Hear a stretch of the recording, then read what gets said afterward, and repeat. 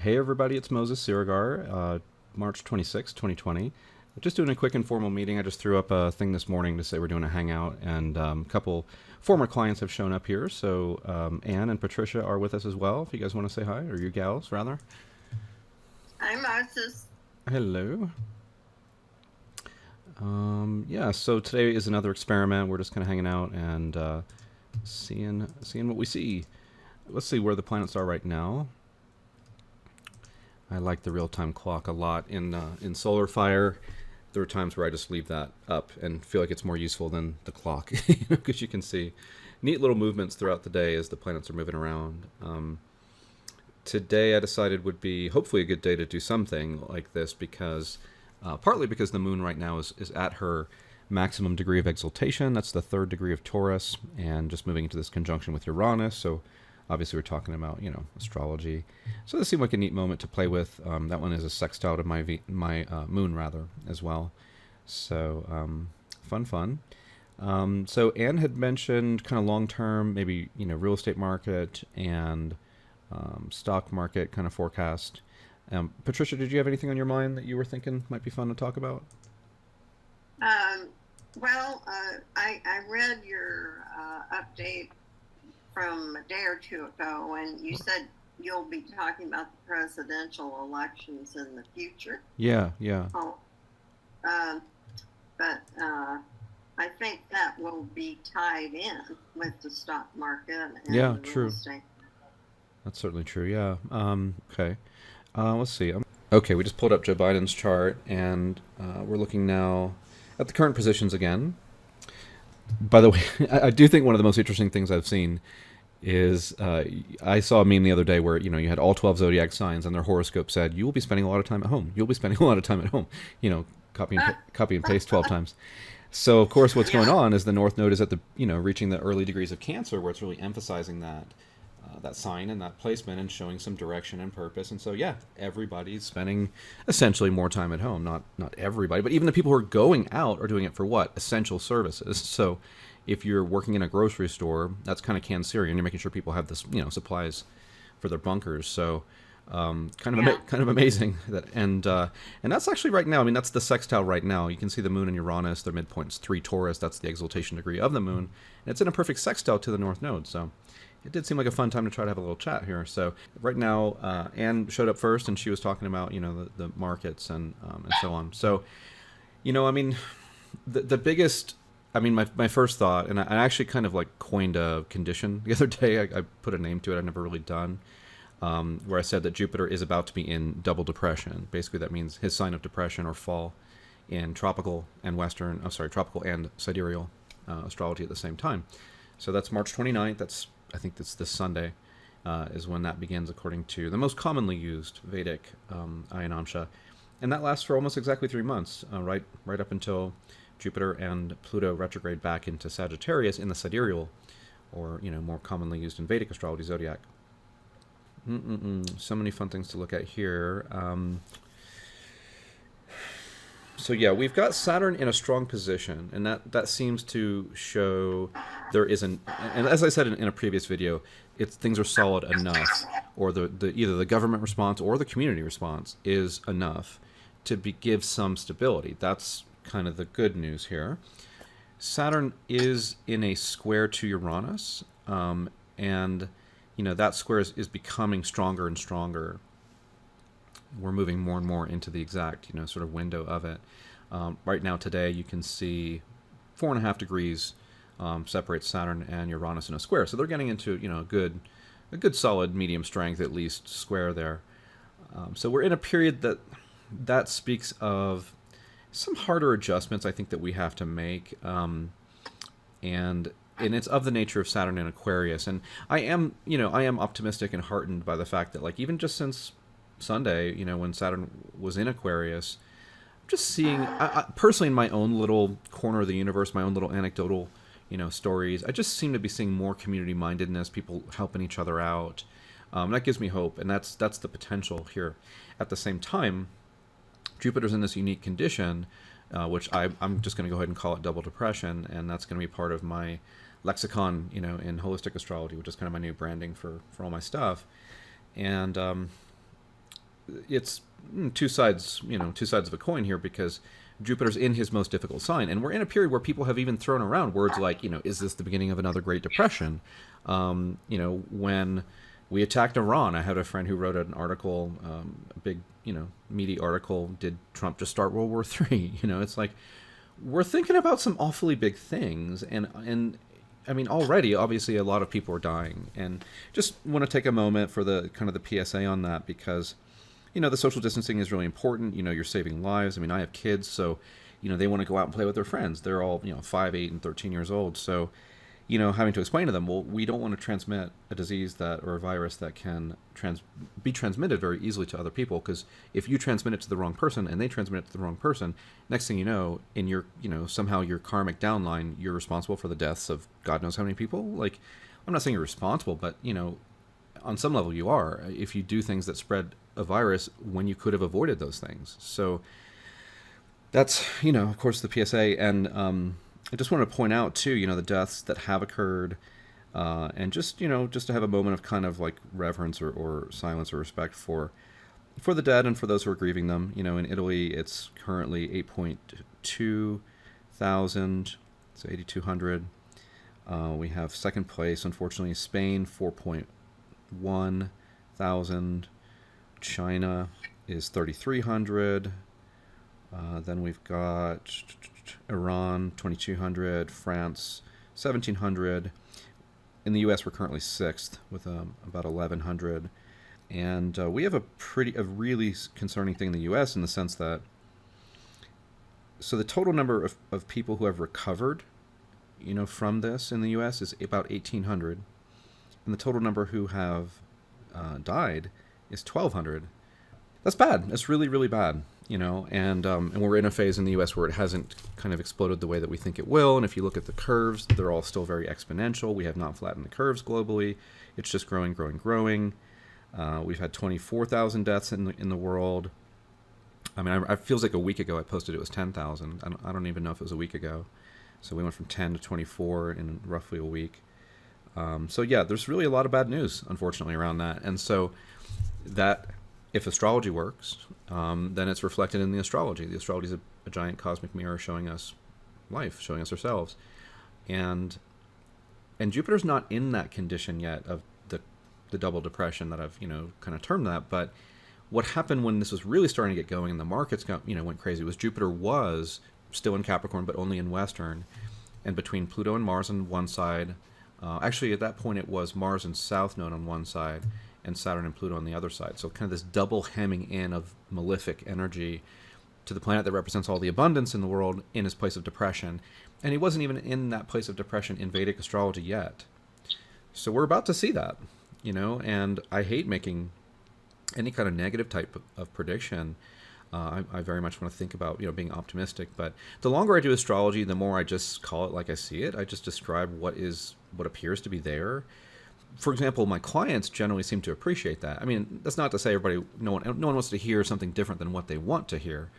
But I think you can tell when I do a reading, I'm going to tell you the truth about the good stuff. I'm going to tell you the truth about the stuff that's not so good. I'm going to try to be fair and honest and really be mindful, because I care about you just like I would want someone to care about me if it was the same situation in reverse. Actually, a couple of you guys have worked with me before, so feel free if you have any comments on that to share. You can feel free to chat here. Can you see in people's charts if they are more vulnerable to the virus? Yeah, good question. I would think so. I think if we see generally a lot of weird health conditions going on, maybe something that's related to Neptune, but also because the lungs are involved, it could be your moon and your Mercury. Those are the two bodies we're going to connect mostly with the lungs. So let's say, Neptune was having a hard aspect to your Mercury or your moon, or maybe Saturn. Maybe Chiron gets involved in some weird way in that picture. It could be Pluto. It could be a lot of things, but these key things we look at, the first order of things we expect, and then the second most likely things. So generally, I would look at the health picture generally, of course. If Mercury is in Pisces right now, are those people more vulnerable then? People with Mercury in Pisces? Yeah, well, Mercury isn't in Pisces. I have no idea. Right. Yeah, Mercury in Pisces is kind of, in some respect, it's tough for everybody in a different way. I'm like, take a Leo or a Leo rising in tropical. There's a lot of Leo risings in, the northern hemisphere because it's a sign of long ascension. But I think quite possibly Mercury in Pisces is my personal most difficult placement to deal with, like when it transits, and just how I feel, just mentally how I feel. Am I getting sick? Am I whatever? It's one of the hardest things, and it's because if you're a Leo, and so I'm ruled by the sun in that respect. It's my eighth house, so it's not an easy house. It's not an easy placement.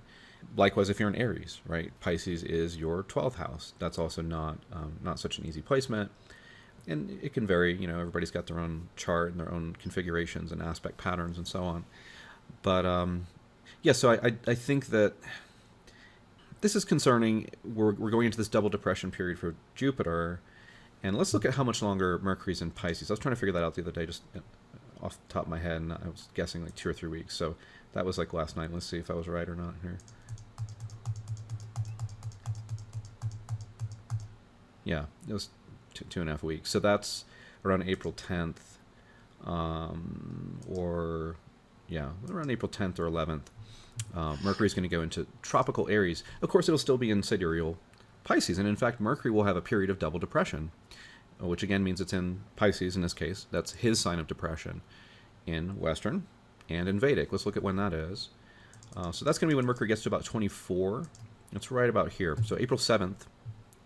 April 7th. Could that be when the virus is the worst? It could. It really could. Or when people are, going craziest or having the hardest time with what's going on mentally, or, more victimization mindset. It might be a time when it's harder for people to really work together. Like maybe the politicians have a harder time figuring stuff out. I mean, surprise, surprise. But just Mercury stuff is going to be off. I mean, there'll be some bad news, and I think you have to kind of withdraw your energy at a time like that a little bit and not get caught up in all the hysteria and the fear. Which is not to say that there is nothing to fear. There is something to. Fear motivates us to be cautious and be concerned and to do smarter things, hopefully. So yeah, that's an interesting little window there from about April 7th, when Mercury goes into sidereal Vedic Pisces, up until sometime on the 10th. Let's look at when that really happens. April 10th, that's Friday. So this ends right around there, right around 10 o'clock on the West Coast. April 10th. So pretty much April 10th is one of those days too. So 7, 8, 9, 10. It's a little 4-day window there. Mercury in double depression, Jupiter in double depression.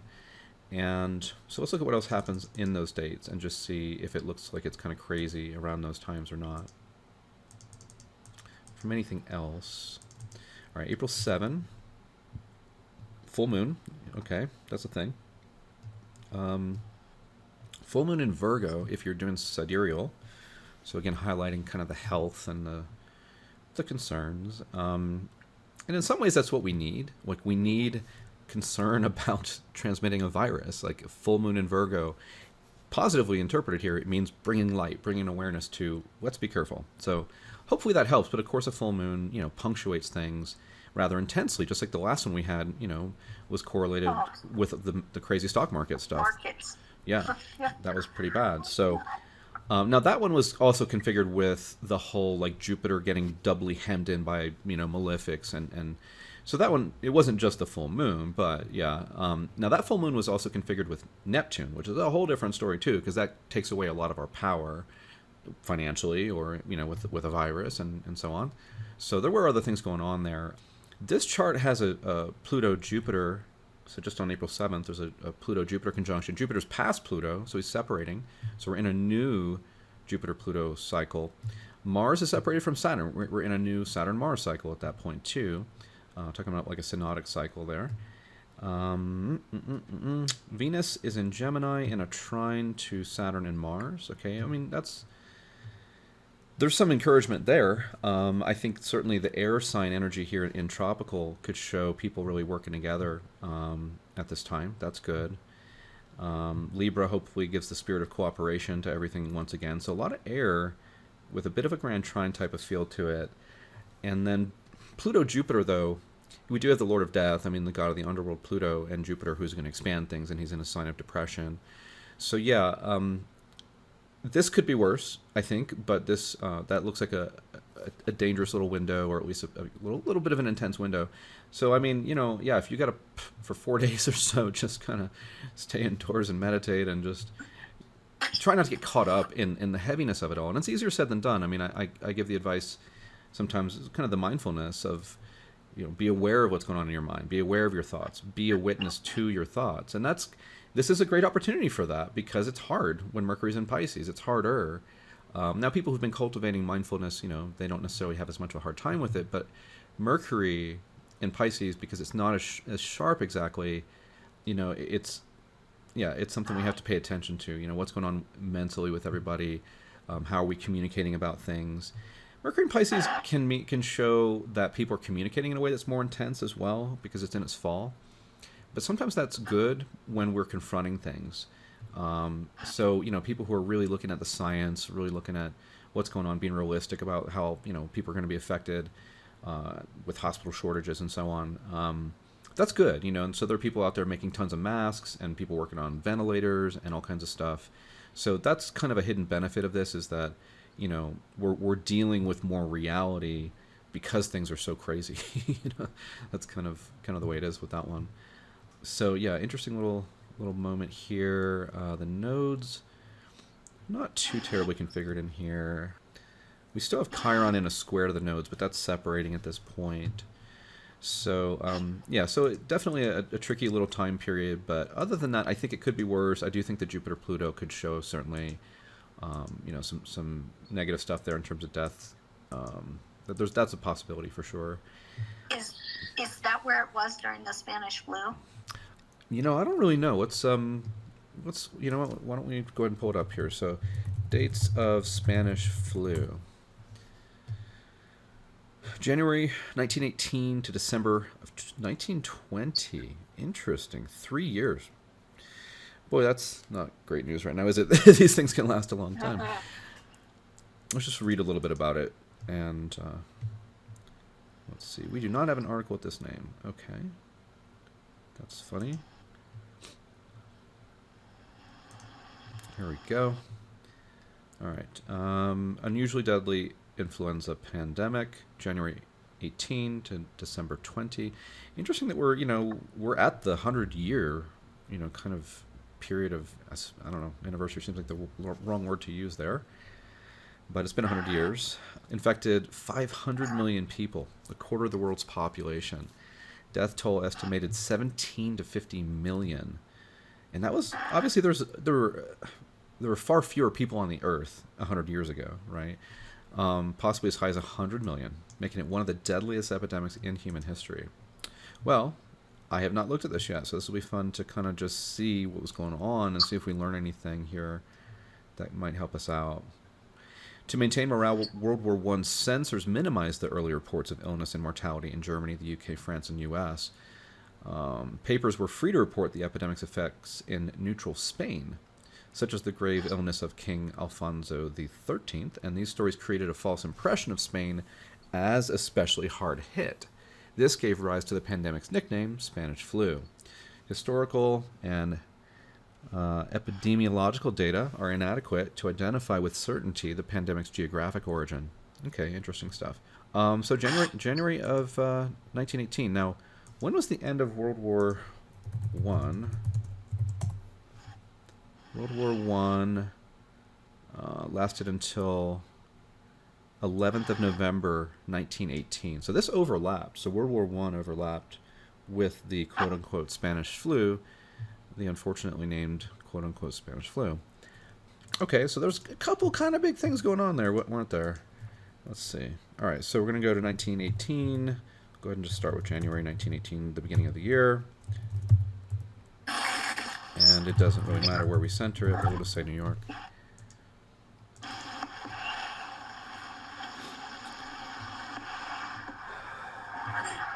All right, well, all right, so now I am getting a little noise, but it did get cut off there, so that's good. All right, cool. So right off the bat here, there was a Saturn-Neptune cycle going on at that time, and this is not surprising to see, because I tell people all the time the two planets most likely to be configured with a health problem, or you could just say something very depressing for that matter. But yeah, with a health issue, Saturn and Neptune are those planets. So when I expect someone, if I see hard transits from Saturn, hard transits from Neptune, maybe it's affecting, a planet that would be connected with your health. Maybe it's your sun. Maybe it's connected with, eighth house could be really serious life and death stuff. Sixth house could be some health issues also. We kind of think of different things like that are more likely to show those problems. The Saturn-Neptune, we'll see when they had their conjunction. Right about there. Right about August, it was probably the last day of July in 1917. Okay, so that conjunction, notice, was prior to the outbreak of the quote-unquote unfortunately named Spanish flu. Just like the Saturn-Pluto conjunction right now, right? There's, again, Neptune and Pluto are very good astrological significators for a virus. And right now we're going through Saturn-Pluto. Back then it was Saturn-Neptune. So that's rather interesting. We will have another Saturn-Neptune conjunction before too long. Neptune is in Pisces in tropical astrology right now. Saturn just entered Aquarius. So that's going to be approximately, I don't know, 4 or 5 years or something. Yeah, probably, 4 years-ish. And that will be just like this one. Now, of course, it'll be different. It'll be something different. It's 100 years later. But yeah, that shows us that can be a serious cycle. And it shows us here, too, that the cycle can begin, and then we look at what happens after. Just like right now, the first Saturn-Pluto conjunction was January, and now we're only 2 months past that. In the case of the Spanish flu, it was 5 months afterward, after the Saturn-Neptune conjunction. Now, when that conjunction happened, notice this over here, too. Mars was in his depression, Cancer, conjoining Pluto. So there we go again with Pluto. And Mars, obviously, is a malefic. He brings unpleasant things, like in this case. I want to make sure I don't misquote the number here. 17 to 50 million that died. So that's pretty awful. We have Venus in her sign of depression, Virgo, and connected to Mars. We have Venus and Mars connected through a sextile, and we think, oh great, a sextile, positive aspect, except that it's linking two planets in their fall, two planets in their depression, while Saturn and Neptune are getting together in Leo. I actually have a possible theory. This one I don't feel as strong about as some other placements, but I think Neptune may be in its fall in Leo and exalted in Aquarius. Maybe. This might be evidence of that. Certainly this was a super heavy time in terms of World War I, in terms of the Spanish flu. I'm guessing there were some other heavy things going on at that time too. I mean, thinking of the changes that happened in the world, what was going on in China at that time, just there's got to be all kinds of stuff, that's been going on. So we're looking right now for the second Anne who has re-arrived here, just looking at some stuff related to the Spanish flu 100 years ago and what was going on there.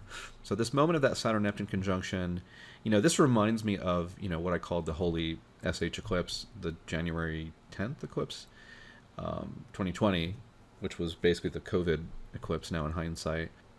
Not just COVID, but that's part of it. Yeah. So this chart does have a bunch of funky little things, that's kind of showing up in it. It looks like the moon was, in Capricorn, not the best sign for the moon, but not its fall. So, yeah, Saturn, technically in detriment in Leo, so there's some issues with Saturn in Leo. Yeah, so anyway, that was, I think, one of the bigger cycles here. So let's go forward to January, where it's starting to take off. Looks like we have an eclipse because the sun is with the nodes. So if we just rewind this about, 5 days or so, there should be an eclipse right here. Okay, so there's the moon coming to the south node, the sun with the south node, full moon eclipse. So kind of like us, right around December, January, there was this eclipse. And, so we want to see that moon at about 5 Cancer, which is going to be conjoined Pluto. We'll go for 6 Cancer. Okay, so the full moon lunar eclipse, December 28th, 1917, right before this thing blew up. And also, toward the end of World War I, so I'm wondering, how many people were dying at that point in the war, too. Let's see if we can figure that out from World War I. Let's see if there's a link for this. World War 1 deaths timeline. Casualties.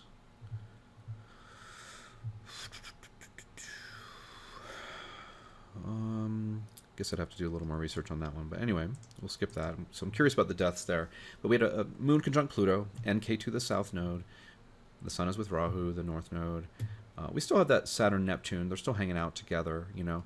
And also look at this guy here. Mars in Virgo, one of those health-related signs. Perfect opposition, like really quite perfect to Chiron, the wounded healer, in Pisces, you know, which connects us with the 12th house in hospitals and a lot of those bigger potential, even global type crises that require a lot of compassion and help and so on.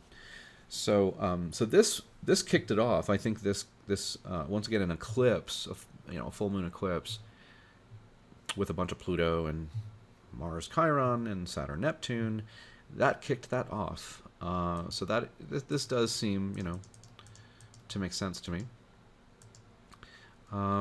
Actually, so let's see. Saturn Neptune, did they get back together again? Pretty close. They didn't actually form another perfect conjunction, but they were there April of 1918. So that's right at the beginning of the, again, unfortunately named Spanish flu. Yeah, so that's pretty significant. So you've heard me say before, I believe, I make the case that Pluto is in his fall in Cancer. I think there's a really good chance of that. So we had, the Great Depression unfolded over some of these years. That whole generation went through that. But here's a good example of that. That full moon eclipse just before the Spanish flu took off, around the end of World War I. And we have the moon with Pluto in Cancer, arguably his sign of fall. I would argue that is quite possibly true. The south node is also there, causing another negative effect, or amplifying the effect quite a bit. So we still see Pluto in Cancer. I think that's part of the problem. Another reason why Pluto in Capricorn right now is kind of the opposite end of it. Even if that is exaltation for Pluto, as I suspect, it's still virulent. It's still strong. It's a very intense effect, whether it's exaltation or fall. It has more impact. It does more. So Pluto's emphasized, I think, either in Cancer, like he was during Great Depression, during Spanish flu, as well as currently, and who knows what we're going into, for us. This year is a pivotal year, I think, just for humanity, What's going to happen, obviously, with the U.S. election, with the pandemic, with the global economy, all kinds of questions. And it's just such a pivotal year. So yeah, here's 1918, so we still have that going on. And it's kind of lingering for a while. We had a Jupiter-Pluto conjunction there, end of 1918. We're having that this year too. So another, indication perhaps here of the body count at times being high. That was true in 1919. Jupiter and Pluto are hanging out there. And see, here's the thing. Jupiter's exalted, right, in Cancer. So that he's very expansive, right? He's creating some very powerful effect. And it's with, I suspect, this fallen Pluto. So there's the intensity of the flu, and that was a pretty heavy thing. So fall and exaltation combine in ways that are pretty dynamic. And generally, you'd rather see the fallen planet with an exalted planet for his sake. But in this case, for Pluto's sake means, what does Pluto want? In this case, it's just a lot of people dying. It's hard to even talk about that. That's at least 17 million people dying of a flu. That's... I don't know. Yeah, so that's still going on there. What else is going on here? So Saturn is separating from Neptune. We did have a Mars-Pluto conjunction in Mars' fallen sign, Cancer, and arguably Pluto's fallen sign, Cancer. So that was July-ish. Yeah, that was July of 1919. And moving right along. Saturn enters Virgo. That sounds like fun. Get a little Saturn-Mars conjunction in Virgo. That sounds like fun. Being a little sarcastic, obviously. There was a Jupiter-Neptune conjunction. It would be interesting to see at that time if there were, improvements. Maybe, someone improved medical care in some way. Maybe something was helpful. Or maybe it just exploded. Maybe it just took off because Jupiter can cause things to just absolutely expand. And Neptune, spreading a virus here, basically. So I don't know. That would be fascinating to look at how that really happened with that Jupiter-Neptune conjunction. We will get that, eventually too. Jupiter will conjoin Neptune. Let's see, Jupiter is going to go into Aquarius at the winter solstice this year. Then it's going to take him another couple years to conjoin Neptune, maybe probably not quite 2 years. So the end of 2020, so toward the later part of 2022, there will be a Jupiter-Neptune conjunction. That will be in Pisces. So that's very strong for Jupiter and Neptune. Essentially, they're both like in their rulership. They act like they're in rulership in that sign. And it really highlights, again, that something's really going to... I have to look at that a little more and look at some of the other conditions at that point. But that'll be a pretty fascinating cycle to pay attention to, I think. So we're just moving along here. Just going to look at the rest of the Spanish flu period here, see if anything else terribly interesting happens. The things that were more interesting so far were more toward the beginning, so that is kind of what we would expect. And then we had here's an interesting Jupiter and Saturn almost moving into a conjunction, but not quite. When did they make their conjunction? They conjoined in tropical Virgo, sidereal. This is actually pretty much on the edge here. I guess that's going to be tropical and sidereal Virgo. Yeah, okay, interesting. So that was a Jupiter-Saturn conjunction. Let's get the exact looking thing here. Yeah, somewhere around there. So September 9th or 10th. There was a Jupiter-Saturn conjunction, 26 Virgo. So Virgo in both systems there. But by 2021, I guess we were in a different period, right? Because Spanish flu was for 3 years. And that was basically, there it is, January 18 until December 20. So interesting that when the Saturn and, hopefully this is true again here, in this case when Saturn and Jupiter had a conjunction in Virgo, which you wouldn't necessarily expect to end a pandemic, but anyway, it's that we have that this year too. At the end of the year, Jupiter-Saturn have a conjunction at 0 Aquarius in tropical. And by that point, the Spanish flu was not a thing. So is that significant? Like, is that something we could use to predict that after the Jupiter-Saturn conjunction at the winter solstice this year, that again we wouldn't be dealing with it so much at that point?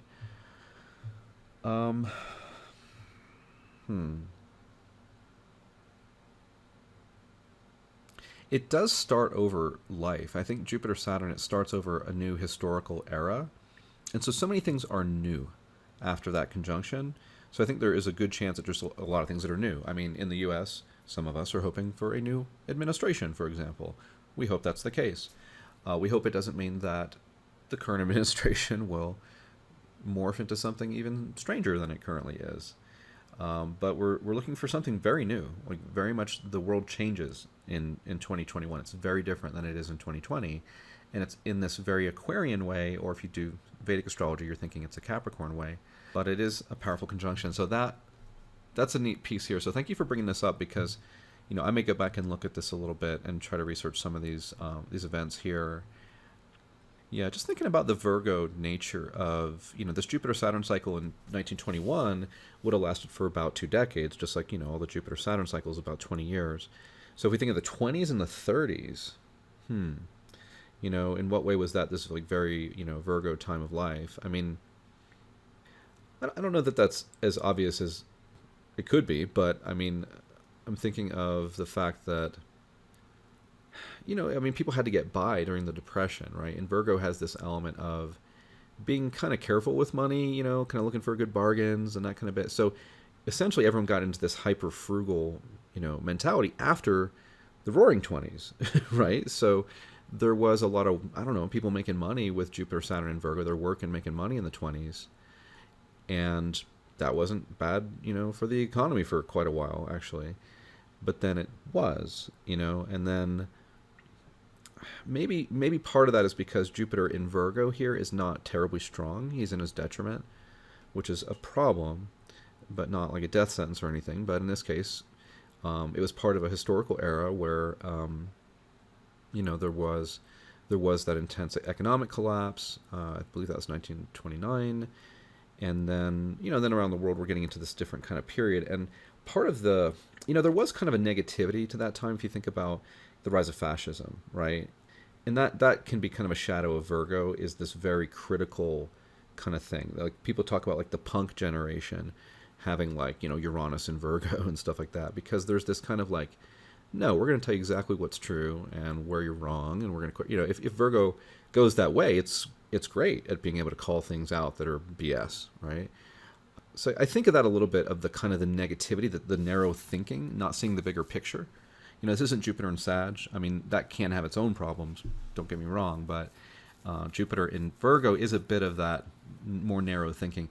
And in some ways, it can lend itself to more kind of provincial, xenophobic stuff a little bit. Like sometimes you'll have kind of like, say, people who have a lot of like Cancer, Virgo, maybe Scorpio energy, or like you can sometimes get signs like that together where they can kind of form a very strong us versus them mentality. Like we're part of this little group and we just kind of sit here and criticize other people. So you kind of have that, like, the critics that kind of sit off to the side. And so Virgo is a sign you kind of get associated with that. So when you have people saying, oh, we shouldn't have Jews, you know what I mean, like in the 30s, or, different ways of people drawing those lines. So, I mean, I'm kind of just, talking about this in general. I haven't thought about it a whole lot. But interesting that we kind of had, an earthy expanse, but then it wasn't ultimately a very good Jupiter, right? I mean, there were problems. I mean, it's in its detriment, but it's right with Saturn. So there were challenges for Jupiter at that cycle that are shown by that of a Virgo nature. So I think that shows the way that we kind of lost our way, the kind of the rise of fascism and Nazism and things like that. Yeah, and then the way that as that abundance of Jupiter was not present in the Depression, then we're very Jupiter and Virgo. Then it's, make every penny count. So anyway, that's just a few thoughts about that particular Jupiter-Saturn cycle. And another reason to get kind of curious and hopefully optimistic about the upcoming Jupiter-Saturn cycle in Aquarius, because at least Saturn's really strong. Jupiter is not going to be strong in Vedic astrology at that time. In Capricorn, that is his depression. So this next 20 years with Jupiter-Saturn has an element of Jupiter being super depressed with Saturn. So it's not all good. But Saturn kind of carries the day. You would hope so, and even Jupiter being in Capricorn is benefiting somewhat by being with Saturn, because Saturn rules Capricorn. Notice that's different than this 1920 scenario, because in this case, Saturn doesn't have dignity, per se, in Virgo. I'd have to check some of his like subtle essential dignities here. But, I mean, let's go 9, 10, 21 real quick. I think I have to actually type 1921 now, since it's been a while. Okay, so Saturn's essential dignities. We're going to look at that here using the old horary page here. He just had mutual reception by exaltation. Okay, well, that's the thing. Saturn's in Virgo, and then Mercury's in Libra. So they were in each other's signs of exaltation. So Saturn did have some dignity from that. But exaltation has a real excessive quality sometimes. Like it can be really good. It can be really intense, especially in a case with Saturn. He's a malefic. So it's going to give you a lot of Saturn in this cycle too. And maybe that speaks to a bit of the Great Depression. And in fact, the alternation between the roaring 20s, this roaring time in life, people were having fun socially, the economy is booming. That is a bit exaltation-y, there's this high point, yay, a lot of fun, like excessive fun, then leading to this excessive crash. So I think that we could have read that into that one, as well. So very cool. Thank you for tipping me off to look at some history, and that does put a little bit of our current history in a little more perspective. Just going to double check the chat here. Soldiers returning home from World War I brought the flu to all parts of the world. Okay. It said 9 to 15 million. Could it be currency? I'm not sure what you're referring to there. 9 to 15 million, meaning that's how many said died in the war. Okay, in World War I? And then could the change coming be the currency? Change to currency? To our economy, or to whatever is going to come out of this. Could it be our currency? Okay, so you're asking specifically about currency. I don't No, I just don't. It's a specific thing to say yes or no.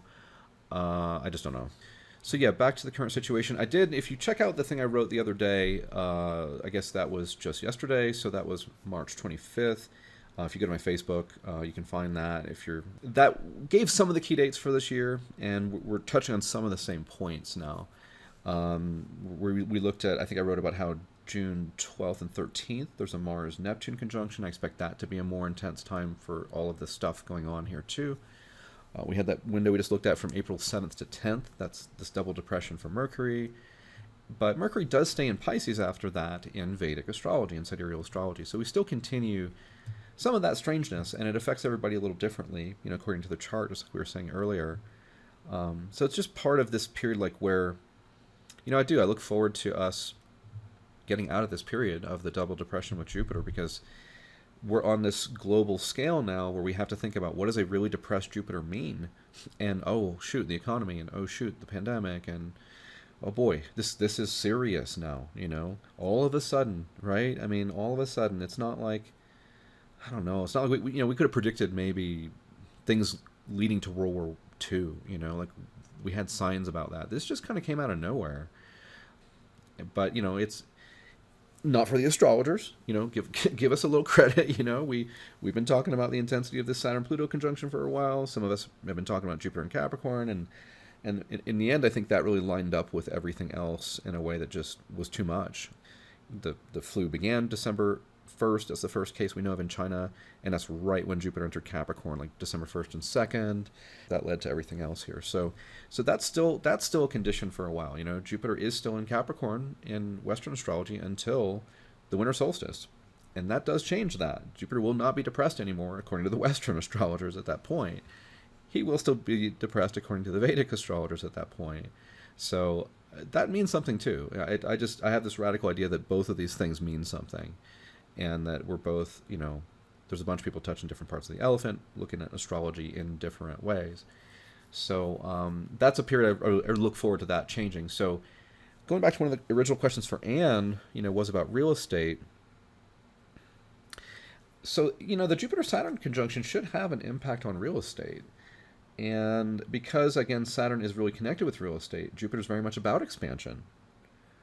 So, if anything, and I'm not terribly qualified to make a prediction about that, but if anything from what I'm seeing, I would think that there's something recovering or growing or expanding around real estate at that point.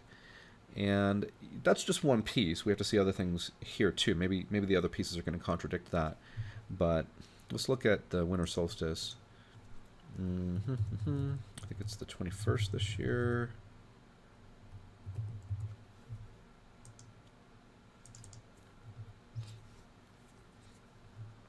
Yeah, so there's that conjunction, 0 degrees Aquarius. So Mars and Pluto have an exact square within a degree. Mars is dignified in Aries. I think Pluto's probably exalted in Capricorn. There's a combust Mercury at that point. Venus quincunx to Uranus. Okay. The moon is moving into a square with Mercury and the Sun. First quarter moon. So if we're thinking about the economy, you just have to hope that this Jupiter-Saturn means there's some great expansion of things that actually benefit people. I mean, in some people's perfect world, we'll go ahead and say mine, there'd be a different administration, that would start taking care of people better and do things like that. Now, with that kind of, I think this brings, there's a funny thing with this one, because at times this Jupiter-Saturn, this 20 years of Jupiter-Saturn will be punctuated by this real sense of people coming together, working together, communities, governments, different organizations, nonprofit types of things, different ways for people to work together for progress. And that just means for the future, so we create a future where, everybody isn't growing up drinking poisoned water and breathing poisoned air. That'd be great, right? Like not raising children in an environment that's toxic to them, where they have, clean water. If you live in Flint, you can't drink your water. Lots of places have, water issues with different things going on. So we hope for progress with that one, and we hope that that's some optimism that brings in benefits to the real estate market or the economy or many, many things. Now, we have to really look very sensitively around anything when we say, is the Jupiter-Saturn cycle going to be sort of, positive or negative for different things? We have to look really carefully because it has baked into it a very negative potential and a very positive potential. The positive potential is more Aquarian. It's more social, people working together, making real progress, using our heads, science, making real progress. Smart things, people thinking outside the box, not just being, sheep and slaves. People saying, hey, I can figure out a way to make masks and, give them to the hospitals or something. Like, you see these great stories now, people coming up with these creative solutions. So how do we have this, ingenuity to really create new ways of living or I don't know, making money for that matter, How do we really live together in a way that's going to be harmonious and sustainable? So there's the hope. The other part, the completely opposite part, is when we look at this, and I'll go ahead and change it just so we're kind of seeing the same thing visually, in sidereal astrology. It's in Capricorn, and a lot of astrologers just don't like having to resolve this apparent contradiction.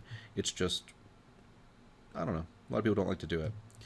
But here we have a super depressed Jupiter and hanging out with Saturn, who's also kind of a depressing guy a lot of times. Saturn also strengthens him in some way, gives him some solidity because he's in Capricorn. So he grounds him, but he grounds him after something really depressing or heavy or not quite exactly what we're looking for, around Jupiter. So when this is triggered in a negative way, like when the other transits and the eclipses and whatever else is going on bring out the depressing possibilities of things, then this Jupiter-Saturn conjunction is connected to that through the sidereal especially.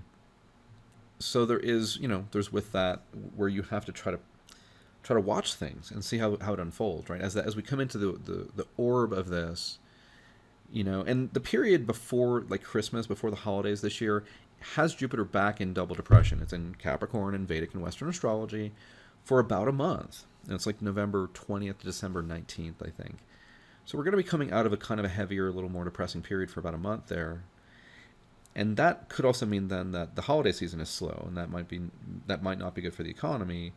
If it goes that way, then what does this mean?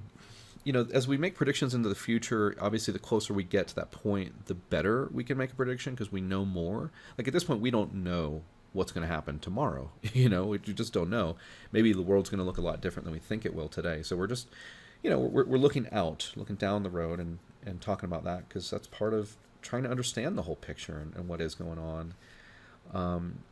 So at this moment, does this look like a mega depressing? It doesn't. I don't think it looks so bad, but it does have some really concerning things. Like it's got that Mars-Pluto square. And so, there's something. This Jupiter-Saturn energy, the gift of it here again is this revolution that Aquarius can bring. And revolution doesn't necessarily mean, everybody overthrowing, statues in DC or something, or toppling them over. It doesn't necessarily mean that.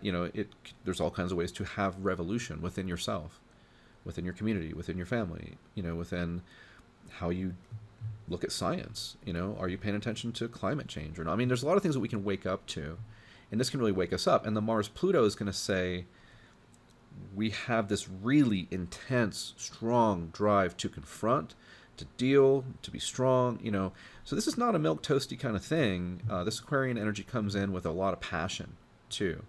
We kind of need that. We need the Aquarian vision of how things can be better, and how we can do better for the future of our species and for the planet and every creature who lives here.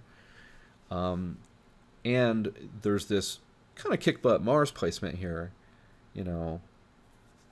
that is gonna deal with some opposition. You're gonna deal with this friction of the tension to Pluto, to the darker influences.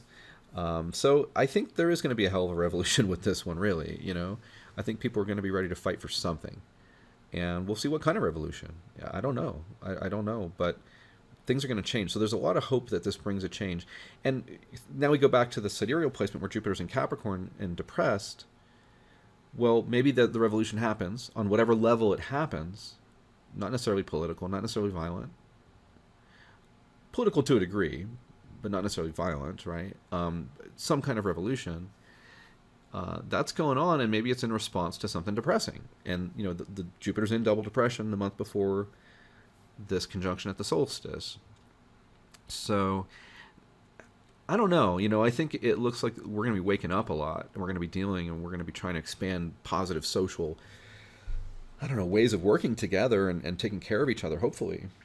And yeah, maybe it's just this is such a Capricorn year, and so there is this, like, the whole year is kind of winter. The whole year is kind of like, let's survive this, and especially the next 3 months coming with that Jupiter in double depression position. I think that's going to be powerful. Now, hopefully I'm wrong. Hopefully it's going to be lovely. All of a sudden, miraculously, the virus is just going to go away. As Trump said early on, it's just someday it's just going to go away like a miracle. So let's just hope it's just a wonderful miracle, and everybody, makes lots of money, and nobody else dies, and but it's not going to happen. So we know that we're going into this. In that sense, it's not the boldest prediction to make, but I am defining these dates, this 3 months from March 29 to June 29, and saying, yeah, if that period is really heavy, and we can look back and see that, you know what, give astrology some credit for that, because it's showing it. So I think this is such a volatile, unpredictable year in some respects financially, but not all of it's good, so just take that into consideration. The Jupiter-Saturn cycle hopefully comes in at the end of the year and just really gives us more grounding again, hopefully, and that could benefit all kinds of markets and things like that. In the meantime, I would expect a lot of things to be kind of volatile, and you gotta, kind of have to make your moves kind of based around that. Another thing in this chart to point out here for the solstice that does actually show there's still some Neptune problems going on. Like, we looked at the Jupiter-Saturn conjunction in 1921, and the Spanish flu was basically over by that point. But in this case, Neptune at 18 Pisces at the end of this year will be in a square to the nodes of the moon, which are about 20 Gemini and Sag. So this also comes in with a lot of Neptune problems that are still, we don't really like seeing them configured with the nodes here, Neptune, because there's more hysteria, there's more panic, there's more crazy, more wild energy with the nodes, and squares are hard, and so this is something that also is kind of iffy. We also have this combust Mercury, just like we do for the holy SH eclipse from January 10 of 2020. So yeah, so Neptune's still causing issues here. So Mars and Pluto are getting really dynamic. Neptune's saying, oh, you guys are still being really humbled by a lot of crazy stuff. And Jupiter and Saturn are saying, yeah, and we're coming together, and we're going to make progress. We're going to get things done. We're going to support each other. We're going to try to create a better world. So this is it, guys. This is the wake up. This is life getting to this intensity, getting to this crisis and wake up call. And this is our opportunity right here to, do the right things. And Mars and Aries here, hopefully it means that we stand up and do the right things and fight for the right things.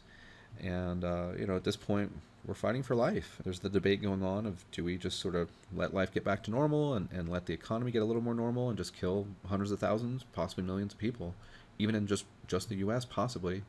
There are plenty of realistic projections for that if this just doesn't get under control. Do we do that, or do we do something else? So that gets into a bigger discussion there, doesn't it? So yeah, fascinating to kind of look at this stuff, and astrology is always fun to play around with, isn't it? We're coming up on about an hour, and I might actually try to end this within an hour for a change. So let's double check here on the chat. So today, Anne had brought up kind of the markets and real estate, so I touched on that. Hopefully that's at least interesting, if not useful to you on that one. And Thank you. yes, and then what was the other request then? We will see. So that question was, could it be currency? Yeah, I don't know. I mean, I would imagine if it's currency, that there'd be something really epic involving Venus as just money.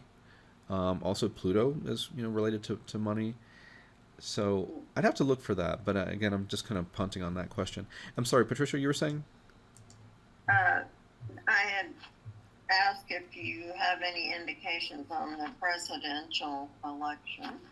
Okay, yeah. So that one we're going to punt for another day as well, but I'm going to try to keep doing these things. So yeah, so I think we'll definitely be talking about that, obviously. Okay, great. Here's Joe Biden's chart. We'll just take a minute to look at... That's funny. That's a good question. What's that? I'm sorry, what's that? That's a good question. What is? I'm sorry, the election? Yes. Yeah, so everybody, we'll just take a quick look at Joe Biden, November 20, 42, 8:30 a.m. Scranton. what I like about his chart, and right now we've got the moon and Uranus are conjoining in Taurus near the moon's exaltation degree. Well, he's born with the moon near its exaltation degree, just 2 degrees away. People don't seem to understand this in astrology about politicians. Taurus moon is like the best thing you can have as a politician because it's your kind of connection with the public, and Taurus is exaltation, which means people like you and put you on a pedestal, whether you kind of deserve it or not. Sometimes you see that people with exaltation sometimes are very strong in a way that's, I mean, it plays. Like, look at Trump. I mean, he gets an audience because he's like, I'm strong.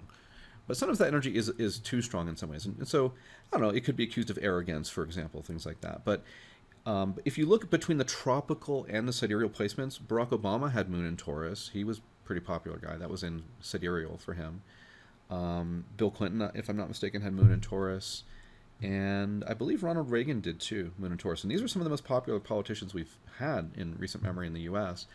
Biden has it. And you know what? Biden is still a pretty popular guy. I mean, a lot of us progressives like me are kind of not thrilled with him.